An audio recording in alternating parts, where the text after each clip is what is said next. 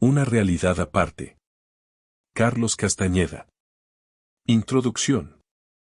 Hace 10 años tuve la fortuna de conocer a don Juan Matus, un indio yaqui del noroeste de México. Entablé amistad con él bajo circunstancias en extremo fortuitas. Estaba yo sentado con Bill, un amigo mío, en la terminal de autobuses de un pueblo fronterizo en Arizona. Guardábamos silencio. Atardecía y el calor del verano era insoportable. De pronto, Bill se inclinó y me tocó el hombro. Ahí está el sujeto del que te hablé, dijo en voz baja. Ladeó casualmente la cabeza señalando hacia la entrada. Un anciano acababa de llegar. ¿Qué me dijiste de él?, pregunté. Es el indio que sabe del peyote, ¿te acuerdas? Recordé que una vez Bill y yo habíamos andado en coche todo el día, buscando la casa de un indio mexicano muy excéntrico que vivía en la zona. No la encontramos, y yo tuve la sospecha de que los indios a quienes pedimos direcciones nos habían desorientado a propósito. Bill me dijo que el hombre era un yerbero y que sabía mucho sobre el cacto alucinógeno peyote. Dijo también que me sería útil conocerlo. Bill era mi guía en el suroeste de los Estados Unidos, donde yo andaba reuniendo información y especímenes de plantas medicinales usadas por los indios de la zona. Bill se levantó y fue a saludar al hombre. El indio era de estatura mediana. Su cabello blanco y corto le tapaba un poco las orejas, acentuando la redondez del cráneo. Era muy moreno, las hondas arrugas en su rostro le daban apariencia de viejo, pero su cuerpo parecía fuerte y ágil. Lo observé un momento. Se movía con una facilidad que yo habría creído imposible para un anciano. Bill me hizo seña de acercarme. Es un buen tipo, me dijo. Pero no le entiendo. Su español es raro, ha de estar lleno de coloquialismos rurales. El anciano miró a Bill y sonrió. Bill, que apenas habla unas cuantas palabras de español, armó una frase absurda en ese idioma. Me miró como preguntando si se daba a entender, pero yo ignoraba lo que tenía en mente, sonrió con timidez y se alejó. El anciano me miró y empezó a reír. Le expliqué que mi amigo olvidaba a veces que no sabía español. Creo que también olvidó presentarnos, añadí, y le dije mi nombre. Y yo soy Juan Matus, para servirle, contestó. Nos dimos la mano y quedamos un rato sin hablar. Rompí el silencio y le hablé de mi empresa. Le dije que buscaba cualquier tipo de información sobre plantas, especialmente sobre el peyote. Hablé compulsivamente durante un buen tiempo, y aunque mi ignorancia del tema era casi total, le di a entender que sabía mucho acerca del peyote. Pensé que si presumía de mi conocimiento el anciano se interesaría en conversar conmigo. Pero no dijo nada. Escuchó con paciencia. Luego asintió despacio y me escudriñó. Sus ojos parecían brillar con luz propia. Esquivé su mirada. Me sentí apenado. Tuve en ese momento la certeza de que él sabía que yo estaba diciendo tonterías. Vaya usted un día a mi casa, dijo finalmente, apartando los ojos de mí. A lo mejor allí podemos platicar más a gusto. No supe qué más decir. Me sentía incómodo. Tras un rato, Bill volvió a entrar en el recinto. Advirtió mi desazón y no pronunció una sola palabra. Estuvimos un rato sentados en profundo silencio. Luego el anciano se levantó. Su autobús había llegado. Dijo adiós. No te fue muy bien, ¿verdad?, preguntó Bill. No. ¿Le preguntaste de las plantas? Sí. Pero creo que metí la pata. Te dije, es muy excéntrico. Los indios de por aquí lo conocen, pero jamás lo mencionan. Y eso es por algo. Pero dijo que yo podía ir a su casa. Te estaba tomando el pelo. Seguro, puedes ir a su casa, pero ¿eso qué? Nunca te dirá nada. Si llegas a preguntarle algo, te tratará como si fueras un idiota diciendo tonterías. Bill dijo convincentemente que ya había conocido gente así, personas que daban la impresión de saber mucho. En su opinión, tales personas no valían la pena, pues tarde o temprano se podía obtener la misma información de alguien que no se hiciera el difícil. Dijo que él no tenía paciencia ni tiempo que gastar con viejos farsantes y que posiblemente el anciano solo aparentaba ser conocedor de hierbas, mientras que en realidad sabía tan poco como cualquiera. Bill siguió hablando, pero yo no escuchaba. Mi mente continuaba fija en el indio. Él sabía que yo había estado alardeando. Recordé sus ojos. Habían brillado, literalmente. Regresé a verlo unos meses más tarde, no tanto como estudiante de antropología interesado en plantas medicinales, sino como poseso de una curiosidad inexplicable. La forma en que me había mirado fue un evento sin precedentes en mi vida. Yo quería saber qué implicaba aquella mirada. Se me volvió casi una obsesión, y mientras más pensaba en ella más insólita parecía. Don Juan y yo nos hicimos amigos, y a lo largo de un año le hice innumerables visitas. Su actitud me daba mucha confianza y su sentido del humor me parecía excelente, pero sobre todo sentía en sus actos una consistencia callada, totalmente desconcertante para mí. Experimentaba en su presencia un raro deleite, y al mismo tiempo una desazón extraña. Su sola compañía me forzaba a efectuar una tremenda revaluación de mis modelos de conducta. Me habían educado, quizá como a todo el mundo, para tener la disposición de aceptar al hombre como una criatura esencialmente débil y falible. Lo que me impresionaba de don Juan era el hecho de que no destacaba el ser débil e indefenso, y el solo estar cerca de él aseguraba una comparación desfavorable entre su forma de comportarse y la mía. ¿Acaso una de las aseveraciones más impresionantes que le oí en aquella época se refería a nuestra diferencia inherente? Con anterioridad a una de mis visitas, había estado sintiéndome muy desdichado a causa del curso total de mi vida y de cierto número de conflictos personales apremiantes. Al llegar a su casa me sentía melancólico y nervioso. Hablábamos de mi interés en su conocimiento, pero, como de costumbre, íbamos por sendas distintas. Yo me refería al conocimiento académico que trasciende la experiencia, mientras él hablaba del conocimiento directo del mundo. ¿A poco crees que conoces el mundo que te rodea?, preguntó. Conozco de todo, dije. Quiero decir, ¿sientes el mundo que te rodea? Siento el mundo que me rodea tanto como puedo. Eso no basta. Debes sentirlo todo, de otra manera el mundo pierde su sentido. Formulé el clásico argumento de que no era necesario probar la sopa para conocer la receta, ni recibir un choque eléctrico para saber de la electricidad. Ya transformaste todo en una estupidez, dijo. Ya veo que quieres agarrarte de tus razones a pesar de que no te dan nada, quieres seguir siendo el mismo aún a costa de tu bienestar. No sé de qué habla usted. Hablo del hecho de que no estás completo. No tienes paz. La aserción me molestó. Me sentí ofendido. Pensé que don Juan no estaba calificado en modo alguno para juzgar mis actos ni mi personalidad. Estás lleno de problemas, dijo. ¿Por qué? Solo soy un hombre, don Juan, repuse malhumorado. Hice la afirmación en la misma vena en que mi padre solía hacerla. Cada vez que decía ser solo un hombre, implicaba que era débil e indefenso y su frase, como la mía, rebosaba un esencial sentido de desesperanza. Don Juan me escudriñó como el día en que nos conocimos.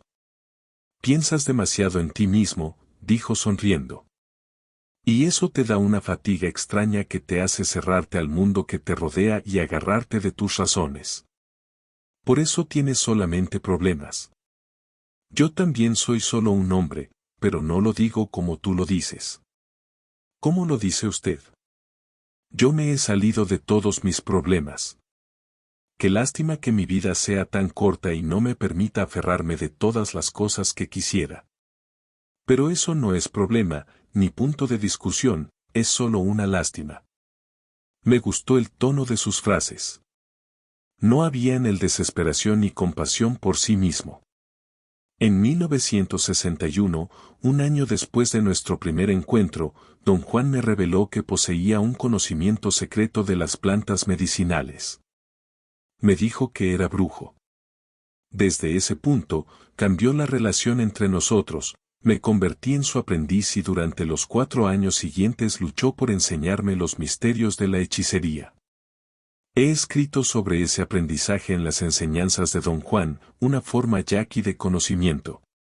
Nuestras conversaciones fueron todas en español, y gracias al magnífico dominio que don Juan poseía del idioma obtuve explicaciones detalladas de los complejos significados de su sistema de creencias. He llamado brujería a esa intrincada y sistemática estructura de conocimiento, y brujo a don Juan, porque él mismo empleaba tales categorías en la conversación informal. Sin embargo, en el contexto de elucidaciones más serias, usaba los términos conocimiento para categorizar la brujería y hombre de conocimiento, o el que sabe, para categorizar al brujo. Con el fin de enseñar y corroborar su conocimiento, don Juan usaba 3 conocidas plantas psicotrópicas, peyote, Lopopora williamsii, toloache, Datura inoxia, y un hongo perteneciente al género psilocibe. A través de la ingestión por separado de cada uno de estos alucinógenos produjo en mí, su aprendiz, unos estados peculiares de percepción distorsionada o conciencia alterada, que he llamado estados de realidad no ordinaria. He usado la palabra realidad, porque una premisa principal en el sistema de creencias de don Juan era que los estados de conciencia producidos por la ingestión de cualquiera de las 3 plantas no eran alucinaciones, sino aspectos concretos, aunque no comunes, de la realidad de la vida cotidiana. Don Juan no se comportaba hacia tales estados de realidad no ordinaria, como si fueran reales, los tomaba como reales. Clasificar como alucinógenos las plantas citadas, y como realidad no ordinaria los estados que producían, es, desde luego, un recurso mío. Don Juan entendía y explicaba las plantas como vehículos que conducían o guiaban a un hombre a ciertas fuerzas o poderes impersonales, y los estados que producían, como los encuentros que un brujo debía tener con esos poderes, para ganar control sobre ellos. Llamaba al peyote Mezquelitou, y lo describía como maestro benévolo y protector de los hombres. Mezquelitou enseñaba la forma correcta de vivir. El peyote solía ingerirse en reuniones de brujos llamadas mitotes, donde los participantes se juntaban específicamente para buscar una lección sobre la forma correcta de vivir. Don Juan consideraba al toloache y a los hongos poderes de distinta clase. Los llamaba aliados, y decía que eran susceptibles a la manipulación. De hecho, un brujo obtenía su fuerza manipulando a un aliado. De los dos, don Juan prefería el hongo. Afirmaba que el poder contenido en el hongo era su aliado personal, y lo llamaba humo o humito. El procedimiento de don Juan para utilizar los hongos era dejarlos secar dentro de un pequeño guaje, donde se pulverizaban. Mantenía cerrado el guaje durante 1 año, y luego mezclaba el fino polvo con otras 5 plantas secas y producía una mezcla para fumar en pipa. Para convertirse en hombre de conocimiento había que encontrarse con el aliado tantas veces como fuera posible, había que familiarizarse con él. Esta premisa implicaba, desde luego, que uno debía fumar bastante a menudo la mezcla alucinógena. Este proceso de fumar consistía en ingerir el tenue polvo de hongos, que no se incineraba, y en inhalar el humo de las otras 5 plantas que componían la mezcla. Don Juan explicaba los profundos efectos del humo sobre las capacidades de percepción diciendo que el aliado se llevaba el cuerpo de uno. El método didáctico de don Juan requería un esfuerzo extraordinario por parte del aprendiz.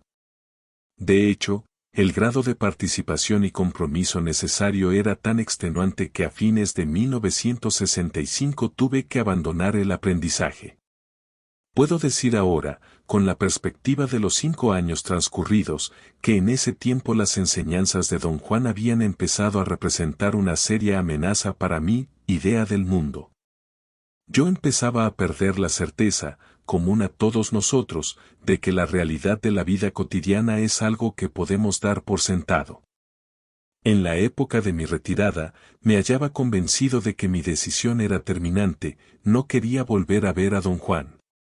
Sin embargo, en abril de 1968 me facilitaron uno de los primeros ejemplares de mi libro y me sentí compelido a enseñárselo. Fui a visitarlo. Nuestra liga de maestro-aprendiz se restableció misteriosamente, y puedo decir que en esa ocasión inicié un segundo ciclo de aprendizaje, muy distinto del primero. Mi temor no fue tan agudo como lo había sido en el pasado. El ambiente total de las enseñanzas de Don Juan fue más relajado. Reía y también me hacía reír mucho. Parecía haber, por parte suya, un intento deliberado de minimizar la seriedad en general. Payaseó durante los momentos verdaderamente cruciales de este segundo ciclo, y así me ayudó a superar experiencias que fácilmente habrían podido volverse obsesivas. Su premisa era la necesidad de una disposición ligera y tratable para soportar el impacto y la extrañeza del conocimiento que me estaba enseñando. La razón por la que te asustaste y saliste volado es porque te sientes más importante de lo que crees, dijo, explicando mi retirada previa. Sentirse importante lo hace a uno pesado, rudo y vanidoso. Para ser hombre de conocimiento se necesita ser liviano y fluido. El interés particular de Don Juan en el segundo ciclo de aprendizaje fue enseñarme a ver. Aparentemente, había en su sistema de conocimiento la posibilidad de marcar una diferencia semántica entre ver y mirar, como dos modos distintos de percibir. Mirar se refería a la manera ordinaria en que estamos acostumbrados a percibir el mundo, mientras que ver involucraba un proceso muy complejo por virtud del cual un hombre de conocimiento percibe supuestamente la esencia de las cosas del mundo.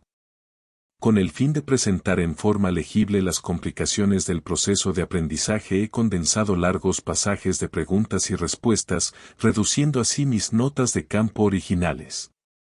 Creo, sin embargo, que en este punto mi presentación no puede, en absoluto, desvirtuar el significado de las enseñanzas de Don Juan.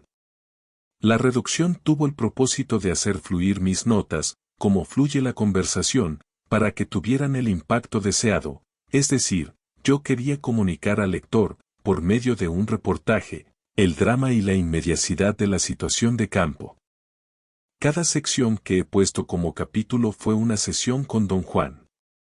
Por regla general, él siempre concluía cada una de nuestras sesiones en una nota abrupta, así, el tono dramático del final de cada capítulo no es un recurso literario de mi cosecha, era un recurso propio de la tradición oral de Don Juan. Parecía ser un recurso mnemotécnico que me ayudaba a retener la cualidad dramática y la importancia de las lecciones. Empero, son necesarias ciertas explicaciones para dar coherencia a mi reportaje, pues su claridad depende de la elucidación de ciertos conceptos clave o unidades clave que deseo destacar. Esta elección de énfasis es congruente con mi interés en la ciencia social. Es perfectamente posible que otra persona, con un conjunto diferente de metas y anticipaciones, resaltara conceptos enteramente distintos de los que yo he elegido. Durante el segundo ciclo de aprendizaje, Don Juan insistió en asegurarme que el uso de la mezcla de fumar era el requisito indispensable para ver. Por tanto, yo debía usarla con toda la frecuencia posible. Solo el humo te puede dar la velocidad necesaria para vislumbrar ese mundo fugaz, dijo. Con ayuda de la mezcla psicotrópica, produjo en mí una serie de estados de realidad no ordinaria. La característica saliente de tales estados, en relación a lo que Don Juan parecía estar haciendo, era una condición de inaplicabilidad. Lo que yo percibía en aquellos estados de conciencia alterada era incomprensible e imposible de interpretar por medio de nuestra forma cotidiana de entender el mundo. En otras palabras, la condición de inaplicabilidad acarreaba la cesación de la pertinencia de mi visión del mundo. Don Juan usó esta condición de inaplicabilidad de los estados de realidad no ordinaria para introducir una serie de nuevas unidades de significado, preconcebidas. Las unidades de significado eran todos los elementos individuales pertinentes al conocimiento que don Juan se empeñaba en enseñarme. Las he llamado unidades de significado porque eran el conglomerado básico de datos sensoriales y sus interpretaciones sobre el cual se erigía un significado más complejo. Una de tales unidades era, por ejemplo, la forma en que se entendía el efecto fisiológico de la mezcla psicotrópica. Esta producía un entumecimiento y una pérdida de control motriz que en el sistema de don Juan se interpretaban como una acción realizada por el humo, que en este caso era el aliado, con el fin de llevarse el cuerpo del practicante. Las unidades de significado se agrupaban en forma específica, y cada bloque así creado integraba lo que llamo una interpretación sensible. Obviamente, tiene que haber un número infinito de posibles interpretaciones sensibles que son pertinentes a la brujería y que un brujo debe aprender a realizar. En nuestra vida cotidiana, enfrentamos un número infinito de interpretaciones sensibles pertinentes a ella. Un ejemplo sencillo podría ser la interpretación, ya no deliberada, que hacemos veintenas de veces cada día, de la estructura que llamamos cuarto. Es obvio que hemos aprendido a interpretar en términos de cuarto la estructura que llamamos cuarto. Así, cuarto es una interpretación sensible porque requiere que en el momento de hacerla tengamos conocimiento, en una u otra forma, de todos los elementos que entran en su composición. Un sistema de interpretación sensible es, en otras palabras, el proceso por virtud del cual un practicante tiene conocimiento de todas las unidades de significado necesarias para realizar asunciones, deducciones, predicciones, etc., sobre todas las situaciones pertinentes a su actividad. Al decir practicante, me refiero a un participante que posee un conocimiento adecuado de todas, o casi todas, las unidades de significado implicadas en su sistema particular de interpretación sensible. Don Juan era un practicante, esto es, era un brujo que conocía todos los pasos de su brujería. Como practicante, intentaba abrirme acceso a su sistema de interpretación sensible. Tal accesibilidad, en este caso, equivalía a un proceso de resocialización en el que se aprendían nuevas maneras de interpretar datos perceptuals. Yo era el extraño, el que carecía de la capacidad de realizar interpretaciones inteligentes y congruentes de las unidades de significado propias de la brujería. La tarea de don Juan, como practicante ocupado en hacerme accesible. Su sistema consistía en descomponer una certeza particular que yo comparto con todo el mundo, la certeza de que la perspectiva, de sentido común, que tenemos del mundo es definitiva. A través del uso de plantas psicotrópicas y de contactos bien dirigidos entre su sistema extraño y mi persona, logró mostrarme que mi perspectiva del mundo no puede ser definitiva porque solo es una interpretación. Para el indio americano, acaso durante miles de años, el vago fenómeno que llamamos brujería ha sido una práctica, seria y auténtica, comparable a la de nuestra ciencia. Nuestra dificultad para comprenderla surge, sin duda, de las unidades de significado extrañas con las cuales trata. Don Juan me dijo una vez que un hombre de conocimiento tiene predilecciones. Le pedí explicar este enunciado. Mi predilección es ver, dijo. ¿Qué quiere usted decir con eso? Me gusta ver, dijo, porque solo viendo puede un hombre de conocimiento saber. ¿Qué clase de cosas ve usted? Todo. Pero yo también veo todo y no soy un hombre de conocimiento. No. ¿Tú no ves? Por supuesto que sí. Te digo que no. ¿Por qué dice usted eso, don Juan? Tú solamente miras la superficie de las cosas. ¿Quiere usted decir que todo hombre de conocimiento ve a través de lo que mira? No. Eso no es lo que quiero decir. Dije que un hombre de Conocimiento tiene sus propias predilecciones, la mía es sencillamente ver y saber, otros hacen otras cosas. ¿Qué otras cosas, por ejemplo? Ahí tienes a Zacateca, es un hombre de conocimiento y su predilección es bailar. Así que él baila y sabe. ¿Es la predilección de un hombre de conocimiento algo que él hace para saber? Sí, pues. Pero ¿cómo podría el baile ayudar a Zacateca a saber? Podríamos decir que Zacateca baila con todo lo que tiene. ¿Baila como yo bailo? Digo, ¿cómo se baila? Digamos que baila como yo veo y no como tú bailas. ¿También ve como usted ve? Sí, pero también baila. ¿Cómo baila Zacateca? Es difícil explicar eso. Es un baile muy especial que usa cuando quiere saber. Pero lo único que te puedo decir es que, a menos que entiendas los modos del que sabe, es imposible hablar de bailar o de ver. ¿Lo ha visto usted bailar? Sí. Pero no todo el que mira su baile puede ver que esa es su forma especial de saber. Yo conocía a Zacateca, o al menos sabía quién era. Nos habían presentado y una vez le invité una cerveza. Se portó con mucha cortesía y me dijo que fuera a su casa con entera libertad en cualquier momento que quisiese. Pensé largo tiempo en visitarlo, pero no se lo dije a don Juan. La tarde del 14 de mayo de 1962, fui a casa de Zacateca, me había dado instrucciones para llegar y no tuve dificultad en hallarla. Estaba en una esquina y tenía una cerca en torno. La verja estaba cerrada. Di la vuelta para ver si podía atisbar el interior de la casa. Parecía desierta.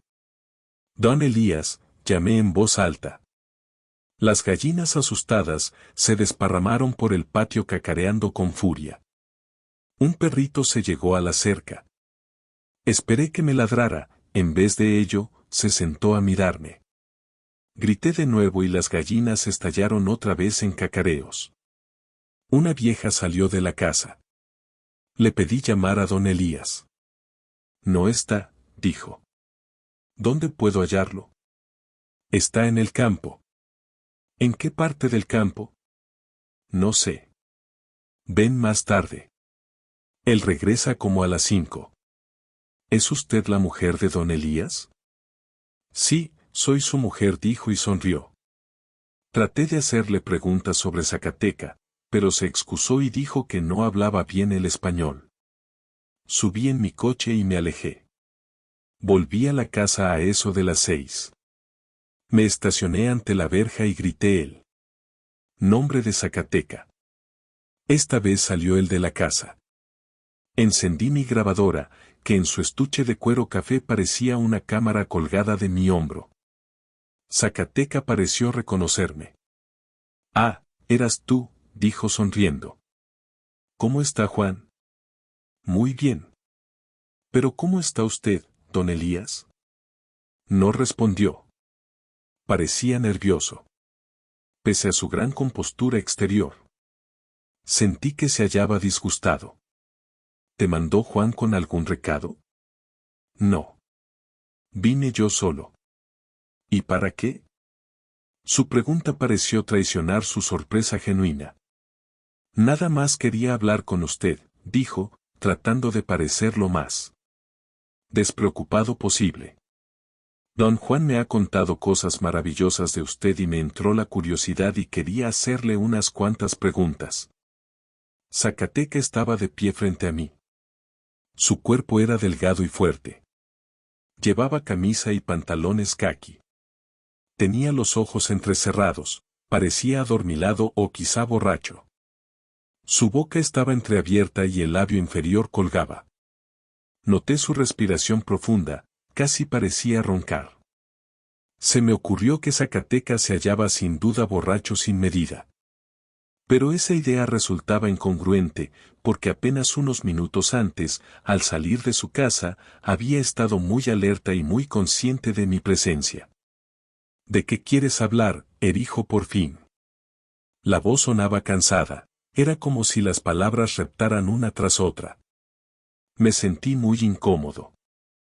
Era como si su fatiga fuese contagiosa y me jalara. De nada en particular, respondí. Nada más vine a que platicáramos como amigos.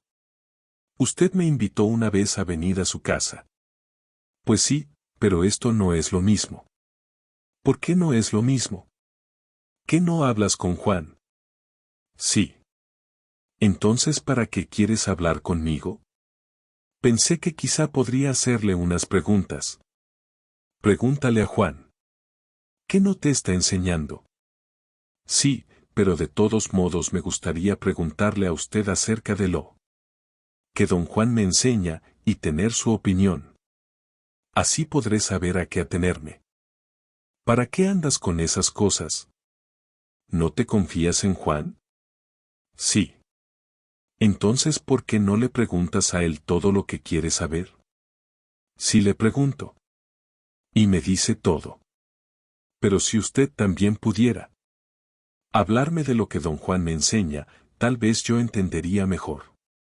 Juan puede decirte todo. Él es el único que puede.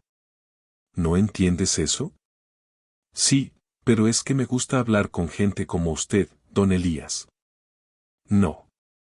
Todos los días encuentra uno a un hombre de conocimiento. Juan es un hombre de conocimiento. Lo sé. Entonces, ¿por qué me estás hablando a mí? Ya le dije que vine a que habláramos como amigos. No, no es cierto. Tú te traes otra cosa. Quise explicarme y no pude sino mascullar incoherencias. Zacateca no dijo nada. Parecía escuchar con atención. Tenía de nuevo los ojos entrecerrados, pero sentí que me escudriñaba. Asintió casi imperceptiblemente.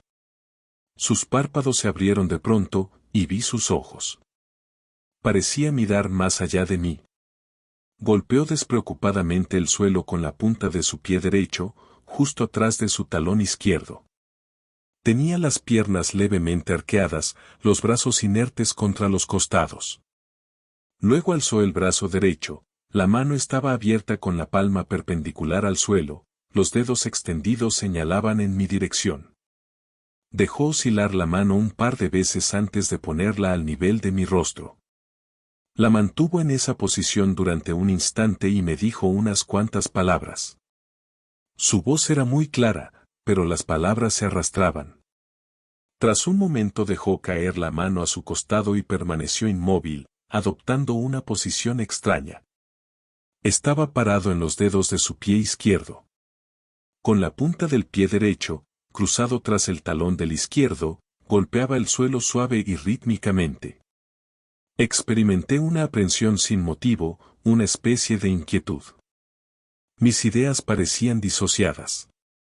Pensaba yo en cosas sin conexión y sentido que nada tenían que ver con lo que ocurría. Advertí mi incomodidad y traté de encauzar nuevamente mis pensamientos hacia la situación inmediata, pero no pude a pesar de una gran pugna. Era como si alguna fuerza me evitara concentrarme o pensar cosas que vinieran al caso. Zacateca no había pronunciado palabra y yo no sabía qué más decir o hacer. En forma totalmente automática, di la media vuelta y me marché. Más tarde me sentí empujado a narrar a don Juan mi encuentro con Zacateca. Don Juan rió a carcajadas.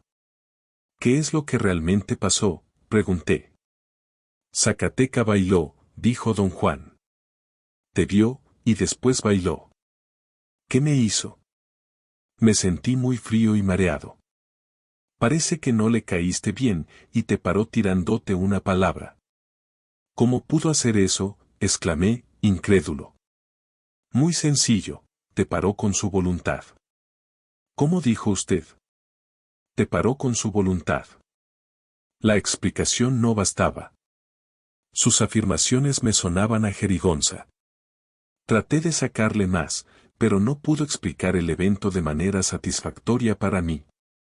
Obviamente, dicho evento, o cualquier evento que ocurriese dentro de este ajeno sistema de sentido común, solo podía ser explicado o comprendido en términos de las unidades de significado propias de tal sistema. Esta obra es, por lo tanto, un reportaje, y debe leerse como reportaje. El sistema en aprendizaje me era incomprensible, así que la pretensión de hacer algo más que reportar sobre él sería engañosa e impertinente. En este aspecto, he adoptado el método fenomenológico y luchado por encarar la brujería exclusivamente como fenómenos que me fueron presentados. Yo, como perceptor, registré lo que percibí, y en el momento de registrarlo me propuse suspender todo juicio.